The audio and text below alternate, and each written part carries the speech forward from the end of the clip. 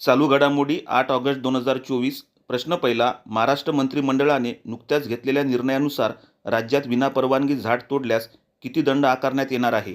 योग्य उत्तर पर्याय क्रमांक 3, 50,000 रुपये. प्रश्न दुसरा. नुकतेच श्रीलंकेने भारताविरुद्ध तब्बल किती वर्षानंतर एकदिवसीय द्विपक्षीय क्रिकेट मालिका जिंकली आहे? योग्य उत्तर पर्याय क्रमांक 4, 27 वर्षानंतर.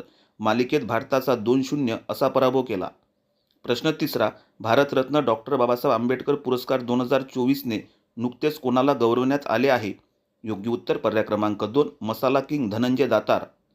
प्रश्न चौथा. कोणाच्या नेतृत्वाखाली बांगलादेशमध्ये 8 ऑगस्ट 2024 रोजी अंतरिम सरकार स्थापन होणार आहे? योग्य उत्तर पर्याय क्रमांक 1, मोहम्मद युनूस, नोबेल पारितोषिक विजेते. प्रश्न पाचवा. बांगलादेशच्या माजी पंतप्रधान शेख हसीना यांनी कोणत्या देशात आश्रय घेतला आहे? या प्रश्नाचे उत्तर आपण कॉमेंट करा. आजचे प्रश्न आवडल्यास लाईक करा आणि चॅनलला सबस्क्राईब करा. धन्यवाद.